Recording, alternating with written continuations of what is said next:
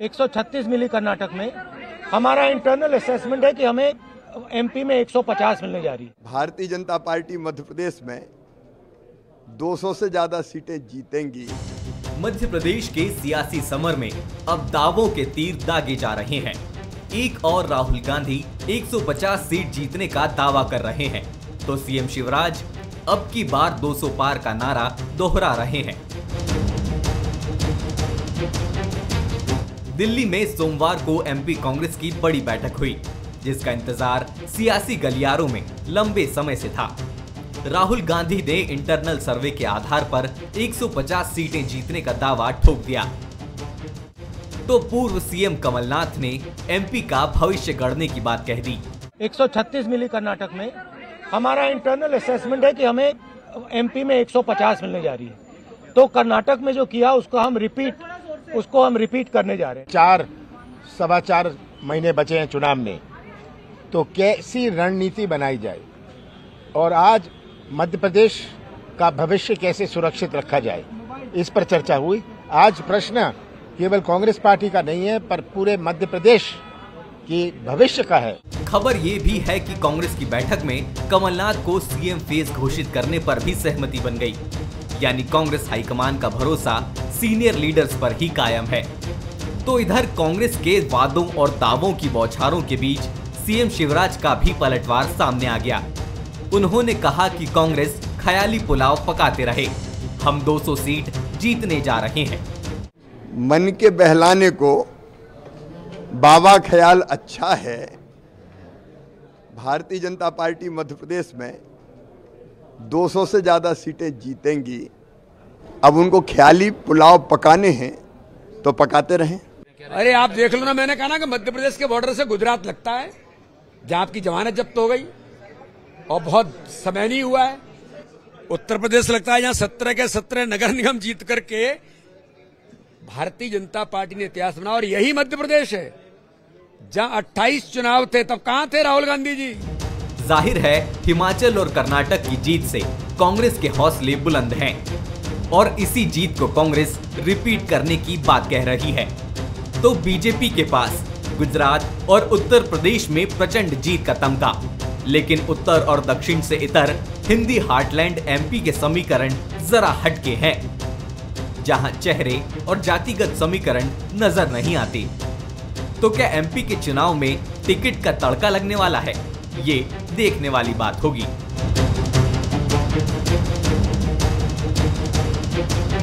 Bansal news के सवाल number 1, क्या पार्टी और नेताओं के दावे मनोवैज्ञानिक बढ़त बनाने की कोशिश है? सवाल नंबर 2, क्या कांग्रेस हाईकमान का सीनियर्स पर भरोसा कारगर साबित होगा? सवाल नंबर 3, दूसरे राज्यों के नतीजे क्या मध्य प्रदेश में भी असर दिखाएंगे? नमस्कार, मैं हूं शरद द्विवेदी और हमारा आज का मुद्दा है सियासत का नंबर गेम। तो अब पहली बार जिसको आप कहते हैं युद्ध में जो बचती थी ना बड़ी सी, जिसको रणभेरी भी कहते हैं, तुरई भी कहते हैं, बिल्कुल जिसको शंखनाद कहते हैं, आज वो शंखनाद सुनाई दिया दोनों तरफ से। जहां मीटिंग हुई दिल्ली में कांग्रेस की और राहुल गांधी कहते नजर आए कि 150 पार कर्नाटक की तर्ज पर, यानी अच्छे खासे बहुत ही संतुष्टिदायक बहुमत से उनका दावा सरकार बनाएंगे। मुख्यमंत्री शिवराज सिंह चौहान का तुरंत इस पर जवाब आया, उनका भी दावा 200 पार जाएंगे, आप तो 150 की बात कर रहे हैं। तो अब लगा कि चुनाव का माहौल सेट होना शुरू हो गया, उसके संकेत मिल गए, यानी वही दुंदुभी बज गई है, तुरई बज गई है, रणभेरी बज चुकी है। लेकिन अब सवाल है कि आखिर क्या ऐसा हो पाएगा? क्या इस बार जनता पिछली बार की तरह दुविधा में नहीं होगी? क्योंकि 2018 का जनादेश एक तरह से आप कह सकते हैं कि फ्रैक्चर्ड मैंडेट की तरह ही था। ये सही बात है कि सबसे बड़ी पार्टी कांग्रेस थी, लेकिन पूर्ण बहुमत न कांग्रेस को था न बीजेपी को था, और दोनों, कांग्रेस अधिक नज़दीक थी, 2-3 सीटों से चूकी थी, और बीजेपी करीब करीब 7-8 सीटों से पीछे थी। आज इसी सब्जेक्ट पर हम बात करेंगे। जो मेहमान हमारे साथ हैं उनसे मिल लीजिए। हमारे साथ हैं कांग्रेस के वरिष्ठ नेता प्रताप भानु शर्मा जी, पूर्व सांसद हैं। नमस्कार जी। गर्मी है नहीं तो खुशनुमा मौसम है, तो खुशनुमा मिजाज की अपेक्षा हमेशा से बहुत ही खुशनुमा राजनेता से रहेगी। बहुत स्वागत करता हूँ। बिल्कुल जी, स्वागत है आपका। जी धन्यवाद। डॉक्टर हितेश वाजपेयी हैं हमारे साथ, पूर्व अध्यक्ष हैं नागरिक आपूर्ति निगम के और चुनावी शैली रणनीति के एक माहिर युवा योद्धा, वो मध्य प्रदेश बीजेपी में माने जाते हैं। हमारे साथ हैं Manoj Saini, executive editor, political editor. और इससे पहले मैं बातचीत की शुरुआत करूं, कांग्रेस को देखने और समझने वाले हमारे युवा साथी रिपोर्टर सूरज शर्मा जी की तरफ मैं रुख करूंगा। सूरज, दिल्ली में बैठक होती है, 2-3 महत्वपूर्ण बातें सामने आती हैं कि कमलनाथ जी का चेहरा अहम रहेगा। हालांकि ये कांग्रेस की रीति नीति का हिस्सा नहीं है और इसको लेकर खूब डिबेट भी हुई है। दूसरी बात आती है कि 66 सीटों पर कैंडिडेट जल्दी घोषित करेंगे। और तीसरी बात, समन्वय और संवाद का सिलसिला और बढ़ाएंगे। आपके पास जो भी अपडेट हो जल्दी से हमें दीजिए। जी देखिए सर जी, बिल्कुल इस बार कांग्रेस जो है एक अलग पैटर्न पर काम कर रही है और हमने देखा विधानसभा चुनाव के 5 महीने पहले एक बड़ी बैठक दिल्ली में आयोजित की गई। इसमें खासतौर से कई मुद्दों पर चर्चा की और सबसे महत्वपूर्ण चर्चा ये रही कि किस तरीके से और ज्यादा बेहतर समन्वय के साथ कांग्रेस पार्टी आगे बढ़े। क्योंकि जिस तरीके से कर्नाटक में देखा हमने सिद्धरामैया को आगे किया और पूरा नेतृत्व में चुनाव लड़ा, उनके साथ चाहे डी के शिवकुमार हो या बाकी तमाम नेता साथ में रहे, तो वैसा ही समन्वय कोऑर्डिनेशन मध्य प्रदेश में भी दिल्ली चाहती है। और खासतौर से प्रदेश अध्यक्ष कमलनाथ के नेतृत्व में किस तरीके से तमाम जो नेता हैं वो समन्वय के साथ काम करें और वो चाहते हैं कि कर्नाटक से भी बेटर जो परफॉर्मेंस है वो मध्य प्रदेश का हो। यानी 130 वहां जीते हैं, 36 तो 150 की उम्मीद मध्य प्रदेश से की जा रही है।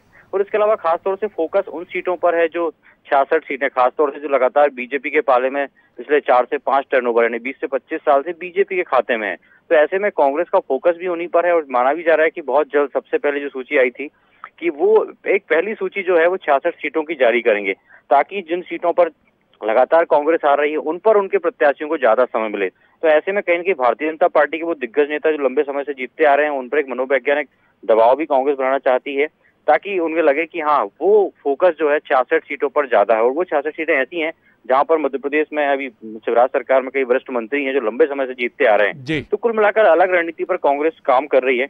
देखना ये होगा कि रणनीति कैसा इंप्लीमेंट हो पाता है, किस तरीके से धीरे-धीरे पार्टी आगे बढ़ेगी। बहुत महत्वपूर्ण इनपुट दिया आपने, बहुत शुक्रिया। तो सूरज शर्मा हमारे सीनियर कॉरेस्पॉन्डेंट हमें बता रहे थे 66 सीटों की बात काफ़ी महत्वपूर्ण है और उसी के साथ यानी कांग्रेस का ओल्ड गार्ड्स पर पूरा भरोसा, ये बात भी इस मीटिंग में सामने आ रही है। जैसे डी के शिवकुमार की जगह सिद्धरामैया पसंद रहे कर्नाटक में, तो और अशोक गहलोत 2018 में राजस्थान में पसंद रहे, तो अब राहुल गांधी यहाँ भी ओल्ड गार्ड्स पर ही यानी कमलनाथ जी पर पूरा भरोसा और एक तरह से उन्हीं का चेहरा सामने रखकर कांग्रेस लड़ेगी। मनोज, एक संक्षिप्त टिप्पणी आपकी, बीजेपी का भी इनपुट।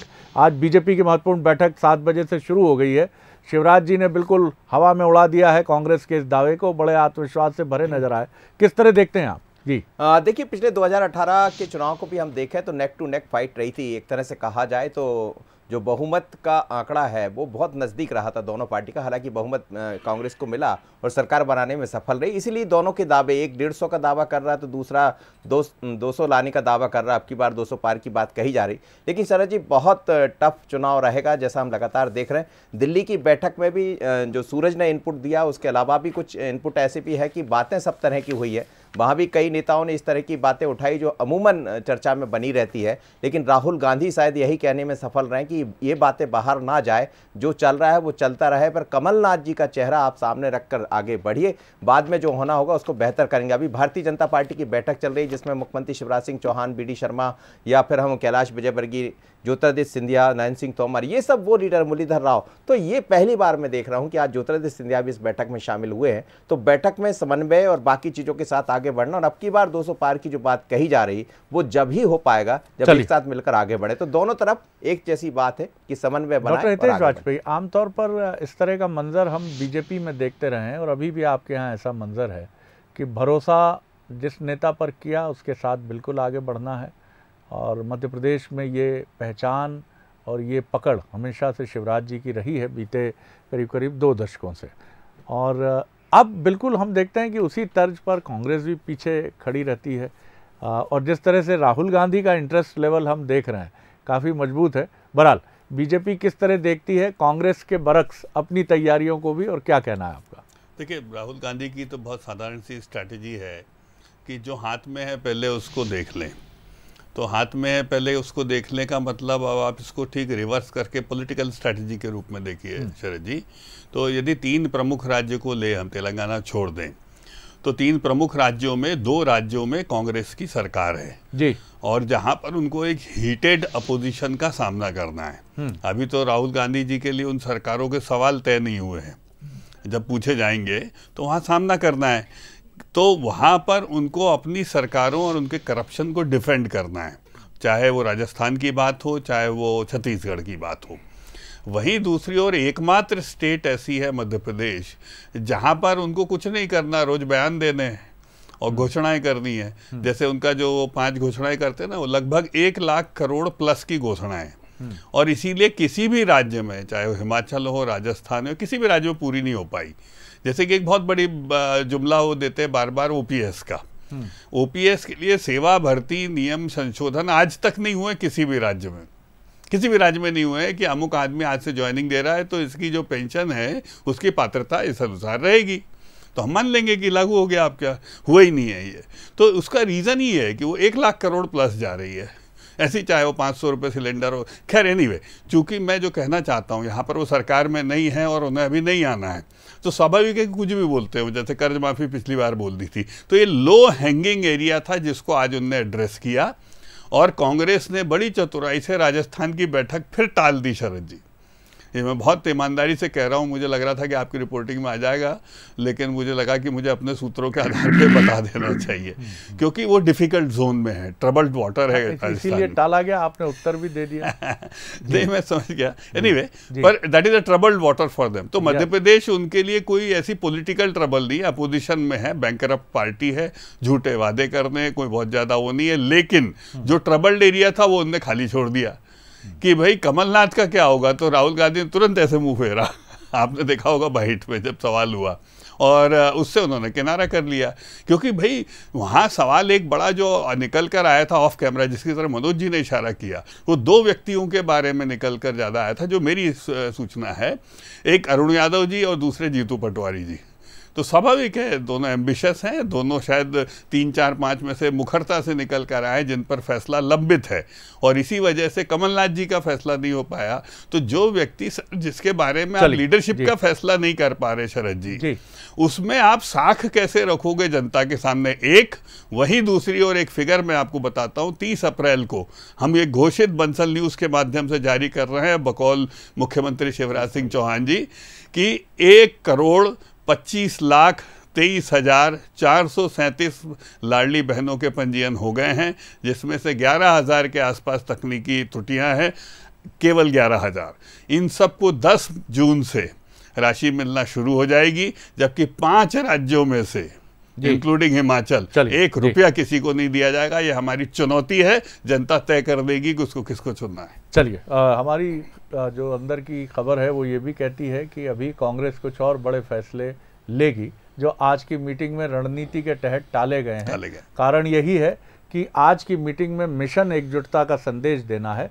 बाकी इलेक्शन स्टीयरिंग कमेटी जैसे पिछले चुनाव में गठित हुई थी, उसकी संभावना बराबर बनी हुई है, और जिन नामों का आपने इशारा किया शायद वो नाम भी हो सकते हैं, या कोई और नाम भी हो सकता है जो चुनाव अभियान संचालन समिति की कमान संभाले, क्योंकि मध्य प्रदेश में भी कांग्रेस एक ओल्ड गार्ड और एक डीके शिव कुमार जैसा एक ऐसा व्यक्ति जो भविष्य का चेहरा होगा। एक इसमें खासियत और है सर, इस बैठक में एक शख्स और मौजूद थे जिन्हों को कैंपेन स्ट्रेटेजी दी गई है, mister Kanu Golu, he was there in the meeting. बिल्कुल ठीक है, और विवेक तनखा जी का भी नाम इस मायने में उभर रहा है कि उन्हें महत्वपूर्ण दायित्व तो आने वाले समय में दिया जा सकता है, ये वक्त बताएगा। अब प्रताप भानु शर्मा जी सारे सवालों के उत्तर भी देंगे और विश्लेषण के सिरों को भी स्पर्श करेंगे। जी जी, आपके सवालों का उत्तर तो हितेश वाजपेयी जी ने दिया नहीं जी, पूरे भारत का भ्रमण करवा दिया, तेलंगाना से लेकर राजस्थान से लेकर आसपास के राज्यों की पूरी व्याख्या बता दी, परंतु मध्य प्रदेश में उनके नारे में क्या वजनदारी है या हवाई नारा है, अब की बार 200 पार,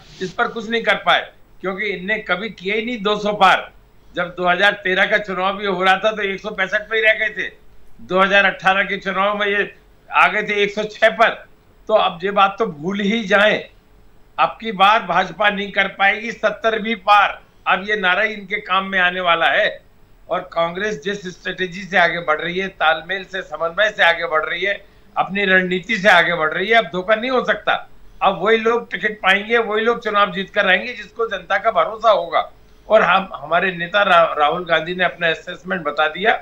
उन्होंने कर्नाटक में भी कहा था 140-150 सीटें आएंगी। मैं आज की इस डिबेट में आपको बता रहा हूँ 150-160 सीटों की बात कांग्रेस कर रही है और इतनी मिलेंगी हमें।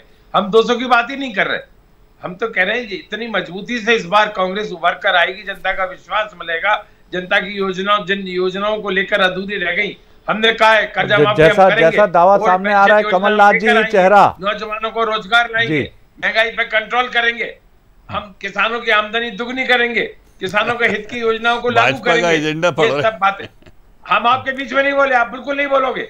बोलना है तो पहले बोल लो आप। महाराज डांटिए मत। प्रणाम कर रहे हैं डॉक्टर वाजपेयी, आपको प्रणाम कर रहे हैं जी। हमने भी प्रणाम कर लिया, डांट दिया बहुत। ये टपके जैसी बीच में टपकने की आदत बंद कर दो। अरे बाप रे, आज गुस्से में है, आज गुस्से में। नहीं, जी, हम तो प्रेम से समझा रहे, छोटे भाई है हमारे। मैं वो लाल चेहरे की आंच यहाँ स्टूडियो में एसी चलने के बाद भी महसूस कर रहा हूँ। मुस्कुराइए, थोड़ा जल ग्रहण करिए जी। स्वागत है आपकी टिप्पणी का जी। जरा सी हितेश से तो नाराजी कोई बात ही नहीं, हमारे भैया है छोटे। हाँ, वाह जी जी जी, अपनी बात पूरी कर लीजिए शर्मा जी। जी जी, नहीं, मेरे सब कहने का मतलब ये है कि आज ये कांग्रेस की एकजुटता से, भाजपा के भ्रष्टाचार से और जो इनका कुशासन मध्य प्रदेश में हो गया, इससे ये घबराए हुए हैं। अब कुछ भी कह लें, अब जो कुछ घोषणाएं हो रही चुनावी वर्ष में क्यों हो रही हैं, लाडली बहना इन्हें अभी क्यों याद आई, इन्हें रोजगार देने की योजनाएं अभी क्यों याद आई, इनको ये सब बातें करने की आज ही रोज, आज उन्होंने ठेला धकाने वालों को ठेला सम्मेलन करवा दिया। क्या कर रहे थे 18 साल से? ठेले वालों को दुकान नहीं दे पाए, दुकान वालों को माल नहीं दे पाए, सामान नहीं दे पाए। डॉक्टर वाजपेयी अब आपकी बारी है। सर, लोगों को रोजगार नहीं दे पाए। अब सरकार फेल हो गई है हर मोर्चे पर। शर्मा जी, मैंने बहुत साधारण सी बात कही थी, 1,25,23,437 महिलाओं को 10 जून से मिलने लग जाएगा। ठीक है, आप मुझे एक राज्य बताइएगा जहां एक भी महिला को मिला हो, नंबर 1। नंबर 2, आपने नारी शक्ति के नीले पीले फॉर्म भरा है चुनावी वादे के, मुझे चलिए संख्या बता दीजिए कि आपके कितने फॉर्म भरे, संख्या बता दीजिए। आखिरी प्रेस नोट तो मैंने शरद जी को इसी टीवी चैनल पे बताया था 1,11,000 का। अब मुझे यदि फाइनल फिगर भी बता देंगे तो मैं इनकी गंभीरता समझ जाऊंगा शरद जी। तो ये फर्क शिवराज जी और कांग्रेस में है जो रहेगा सर, जिसको लेकर हम चुनाव में जाएंगे। तो ये बहुत महत्वपूर्ण बात मैं आपसे कहना चाहता हूं कि हम डिलीवरेबल्स पर जाएंगे शरद जी।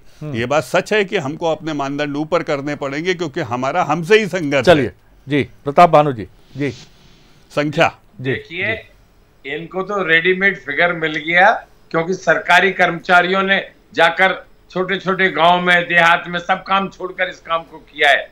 वहीं दूसरी तरफ जो नारी सम्मान योजना कांग्रेस लेकर आई है, 1500 रुपए उनके खाते में देंगे, 500 रुपए का सिलेंडर देंगे। इसमें कांग्रेस का कार्यकर्ता हमारा कितने पंजीयन हुए सर? मंडलम पर, सेक्टर पर जाकर काम कर रहा है। कितने पंजीयन कर लिया आपने नीले पीले? नहीं, उसकी आप चिंता मत करिए, आपसे ज्यादा कर लेंगे हम। 2 करोड़ राजस्थान में आपने कितने लोगों को दे दिया? हिमाचल 2 करोड़ तक पहुंच जाएंगे। हिमाचल राजस्थान में कितनों को दे दिया? नहीं, हिमाचल वाले हिमाचल की जाने पर हम हिमाचल में OPS तो भी पहले दे वादा किया, 500 रुपए में सिलेंडर भी दे रहे हैं। ठीक है, और कर्नाटक किसको दे दिया? एक रसीद दिखा सकते हैं 500 रुपए की आप मुझे? अब मैं अभी हाल नहीं रखा, मैं दिखा दूंगा सर। कोई नहीं दिखा पा रहा, आप कहां से लाएंगे? बिल्कुल दिखा दूंगा। चलिए चलिए तो आप भी दिखा दीजिए। कमेंट लेता हूं मनोज जी का।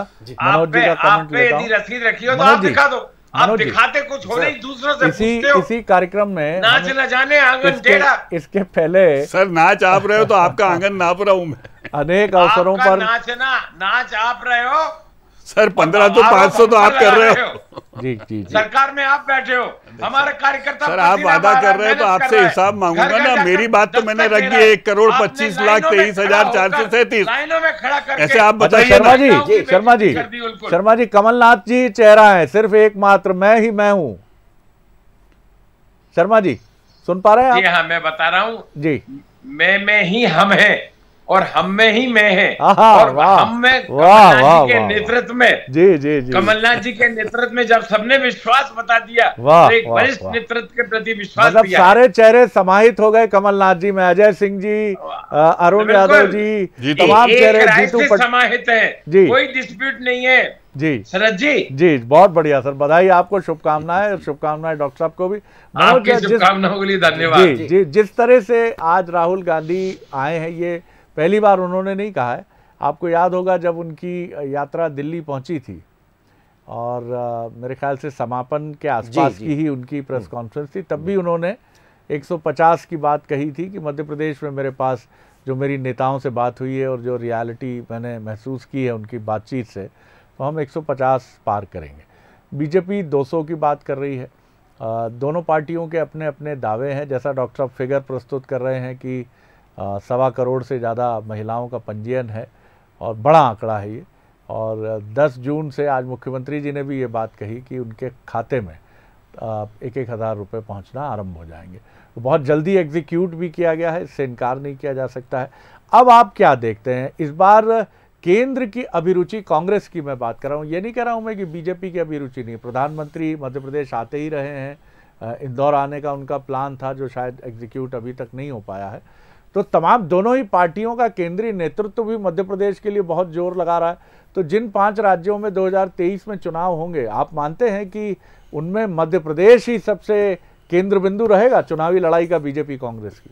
बिल्कुल रहेगा। और जहां तक प्रधानमंत्री की बात है, तो अब संभावना है कि इंदौर की जगह जबलपुर आ रहा है 21 तारीख को युवा दिवस जब होगा, तो इस बार का युवा दिवस के मौके पर प्रधानमंत्री संस्कार धानी जबलपुर में रह सकते हैं। इसका प्रोग्राम भी शायद 1 हफ्ते में तय हो जाएगा, जो मेरे पास जानकारी। जहां तक बात करें दोनों नेताओं की शरद जी, तो बहुत ही महत्वपूर्ण है। चाहे कांग्रेस की बात करें, राहुल गांधी का जिस तरह का बयान पहले भी आया, अभी भी 150 की बात करें। देखिए, लक्ष्य हमेशा ऊपर लेके चलना होता, कोई भी पार्टी हो। बीजेपी भी यदि अब की बार 200 पार की बात करती, बीजेपी भी जानती कि 200 पार नहीं हुआ जा सकता, लेकिन लक्ष्य यदि 200 का रखेंगे तो वहां तक हम पहुंच जाएंगे। ऐसे ही 150 का लक्ष्य कर्नाटका में कांग्रेस ने रखा था और उसी लक्ष्य के साथ यहां भी बढ़ने जा रही कांग्रेस। लेकिन ये तय है शरद जी कि दोनों ही पार्टियां ये बार बार देने की प्रयास करेगी अपना मैसेज कि हम एक, और कांग्रेस इसमें सफल होती दिखाई दे रही, जो मुझे एक मैसेज दिखाई दे रहा। लेकिन पार्टी के भीतर जो चल रहा है वो चलता रहेगा, जो कांग्रेस के बारे में कहा जाता है। आज भी दिल्ली में बहुत कुछ ऐसी बातें हुई है जो भले सामने ना आए, लेकिन ये तो साफ कर दिया राहुल गांधी ने कि शांत रहिए और आगे बढ़िए। ये रणनीति तो उनकी रही कि आज बड़े फैसले नहीं करेंगे, आज ये 2 नारे देंगे, 150 का दावा करेंगे और ये कहेंगे कि हम सब ने बढ़िया किया, कोई ऐसा फैसला नहीं हुआ कि नाराजगी है, शिकवा है, स्टीयरिंग कमेटी बना दी, कमलनाथ जी के सामने एक और नेता खड़ा कर दिया। इन सब से बड़ी चतुराई से बचा गया। और जैसा डॉक्टर वाजपेयी कह रहे थे, बिल्कुल ठीक रणनीति है कांग्रेस की कि आपने कांग्रेस की बैठक टाल दी, नहीं तो आज मैसेज पूरे देश में और मध्य प्रदेश में भी यही मैसेज होता है कि साहब वहां भी इशू है तो यहाँ भी कुछ हो सकता है। भारतीय जनता पार्टी की भारतीय जनता पार्टी ने भी ये मैसेज देना शुरू कर दिया है। कैलाश जी की तरफ से आज बयान आया और आज की जो बैठक है, मुझे लग रहा है इसके बाद कुछ अच्छे इनपुट आने वाले। बड़ा सवाल ये है कि आपके यहाँ जो तमाम तैयारियां हैं, जो बड़ी चीजें हैं, उनमें टिकट का जितना निर्दोष, साफ, नए चेहरे और बहुत ही क्लियर एक डिस्ट्रीब्यूशन होगा और उसके साथ चुनावी रणनीति होगी। बीते समय में आपके यहाँ कुछ नेता जो बहुत माहिर माने जाते रहे इसमें, क्योंकि आप भी उस टीम का 2003 की हिस्सा हैं, अनिल माधव दवे जी नहीं है और भी कुछ बड़े नेता, नरेंद्र सिंह तोमर जी का प्रदेश अध्यक्ष के तौर पर जो कार्यकाल था वो इसलिए याद किया गया कि वो बहुत लोगों को मनाने में, उनसे मिलने जुलने में बहुत आगे रहते थे। इस तरह की जो तमाम चीज़ें हैं, इन चीज़ों को लेकर आप कैसे, क्योंकि ये वक्त अब 4.5 महीने का बचा है, 5 महीने का, कैसे आप आगे बढ़ेंगे? देखिए, आपने बहुत अच्छी बात कही है। पहली चीज़ तो लक्ष्य में ही हम लोग बहती हैं। हम 200 का लेके चल रहे हैं और 150 का, तो 50 का अंतर यही आ गया है। यही रेशो आप रिजल्ट में भी देखेंगे। तो एक चीज़ तो ये तय है। दूसरी बात जो आपने कही है बिल्कुल ठीक है। मैं आपके सामने पुनः रिपीट करना चाहूँगा इस बात को कि देखिए, हमने 4%, 4.5% से 56 सीटें लूज कर गए हम शरद जी पिछले चुनाव में। 56, it is a major figure. और ये 4, 4.5 फ्लोटिंग वोट बैंक होता है, आप जैसे युवाओं का होता है, जो दलगत नहीं होता। वो चेहरे देखकर, नीति और नीयत देख के वोट करता है। तो मुझे लगता है उनको एड्रेस करते हुए आपका ये बहुत महत्वपूर्ण पिवोटल पॉइंट है, जिसका हम ध्यान रखेंगे कि हम स्वच्छ छवि के, जिनकी आजीविका तय हो और जिनको एक सहज रूप में लोगों का नेतृत्व करने की क्षमता हो, जिसमें आडंबर नहीं हो। जैसे कांग्रेस से हम डर जाते हैं ना, कभी कभी बॉस नहीं डरा दिया हमको, ऐसा कोई भय का वातावरण ना बने। ऐसी स्वच्छ छवि के यंग लोगों को आगे लेकर आएंगे। चलिए, ये आप होते देखेंगे। महत्वपूर्ण बात यही है कि बीजेपी को जिन चीज़ों पे फोकस करना है वो है कि आप प्रत्याशी चयन में उलझन में न नजर आए और साफ स्वच्छ छवि के चेहरों को मौका दें। दूसरी महत्वपूर्ण बात है कि चुनाव की रणनीति जो आपकी है, उस रणनीति को लेकर आपको बहुत साफ होना पड़ेगा, क्योंकि चुनाव सिर्फ लड़ा नहीं जाता है, उसके पीछे की जो पूरी प्लानिंग है उस पर बीजेपी की पूरी ताकत होनी चाहिए। और वो टीम बीजेपी के पास हमेशा से पहले रही है।